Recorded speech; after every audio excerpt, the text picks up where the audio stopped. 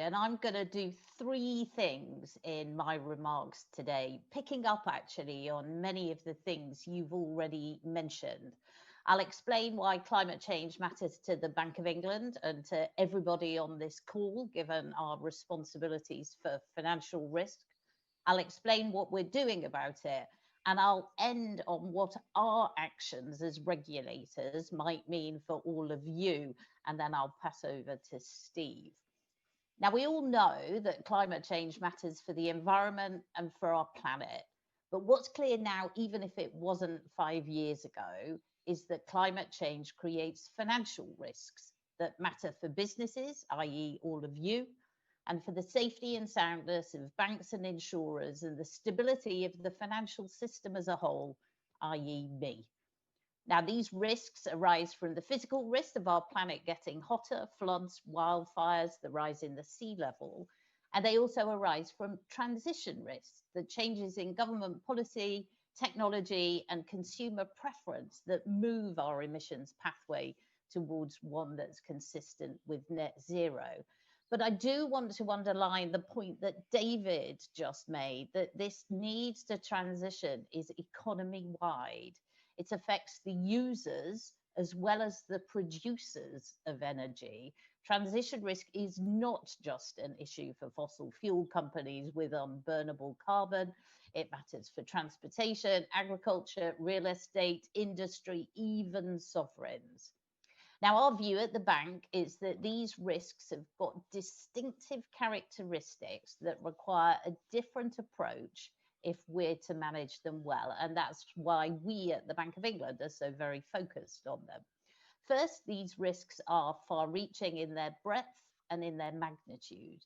They're going to affect all agents in the economy, all sectors, all geographies. Their impact is going to be correlated, irreversible, non-linear. And so from the point of view of a financial institution and the financial system, they're going to occur on a much greater scale than other risks.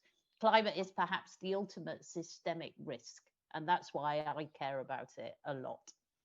Secondly, these risks are simultaneously uncertain and yet totally foreseeable.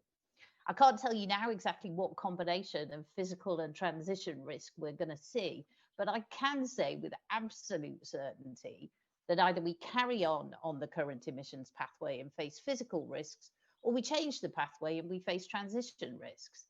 And we cannot let that uncertainty about what will happen lead to inaction and inertia. Instead, we all need to find different ways of managing the risks. And then third, and for me, this is absolutely key, the size and the balance of those future risks are going to be determined by the actions we take now.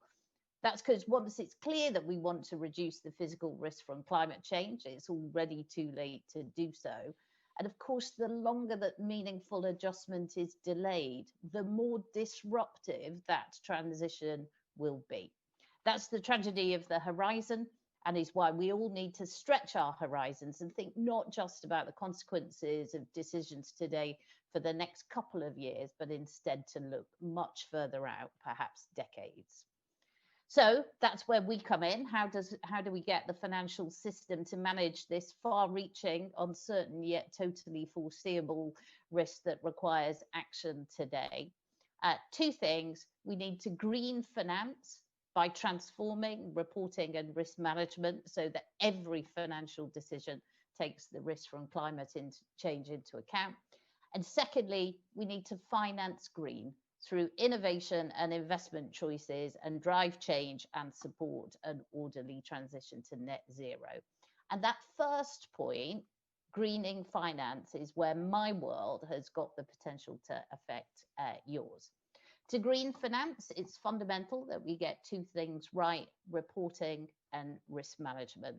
As David described, we've got a go-to framework for companies to report on climate-related financial risks in the TCFD. And TCFD has got huge support, which is great. However, the quantity and the quality of those disclosures is not yet good enough. Climate change is a risk we see looking forwards, not looking backwards.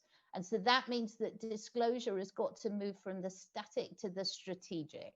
and it needs to use scenario analysis to help us better size future risks.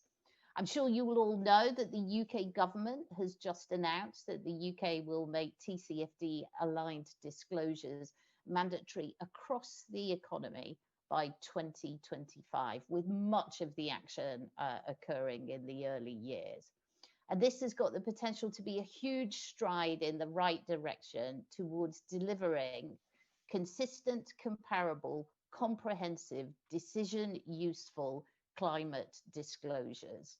It will allow investors and businesses to better capture the financial impacts of their exposures to climate change, and so to price climate risks more accurately. It's a vitally important step. Get your heads around it now. In addition to better reporting, we need to transform risk management at the level of the firm and at the level of the system. On the former, the Bank of England has said that the banks and insurers we supervise need to embed our supervisory expectations for management of climate-related financial risk by the end of 2021. Those expectations cover governance, risk management, scenario analysis, and disclosure. And they're designed to ensure that those financial firms take a strategic and forward-looking view of climate risk, embedded in business as usual risk management, but grounded in the long-term financial interests of the firm. And recognizing that this is an unprecedented challenge, we've set up the Climate Financial Risk Forum. David and Steve's institutions are both involved in it. And the Climate Financial Risk Forum produces practical guides that enable financial firms and indeed others to manage these financial risks. So I encourage you to have a look at those materials. They may be useful for you too. In addition, we at the Bank of England need to consider these risks at the level of the system. We recently announced that our climate stress test exercise is going to be launched in the middle of next year. That exercise is going to do three things. First, use scenario analysis to shine a light on currently opaque risks. Second, to highlight where firms and their customers' business models need to change. And third, to build firms' risk management capabilities and prompt engagement with you on the climate risks that you face. We're going to look ahead decades to make sure we all stretch our horizons. And we'll use not one, but three scenarios to explore both physical and transition risks, including one on a path to a 3.5 degree world and another representing a late and disorderly transition to net zero. So if you're exposed to a hot world or sharply rising carbon prices, we and your financiers will see that risk. As we do this, we'll be using scenarios produced by the NGFS, the Network for the Greening of the Financial System, a group of more than 70 central banks and supervisors from around the globe who work together to ensure all financial institutions are managing these risks well. And more than 15 of us are using these scenarios to identify risks in our financial system. So it's not just UK financial institutions that's doing this, it's globally as well. And you can use these scenarios too to better understand the risks in your business. Now, if your financiers are asking you about your risks, your plan for managing these risks, it is likely that your access to and the pricing of finance may change. So before they ask you, ask yourselves, use our toolkit to do so. Our stress test is going to help banks and insurers realize if investments that look safe on a backward look are existentially risky given future climate risks. And indeed, if investments that look speculative in the past might look safer in the context of a transition to net zero.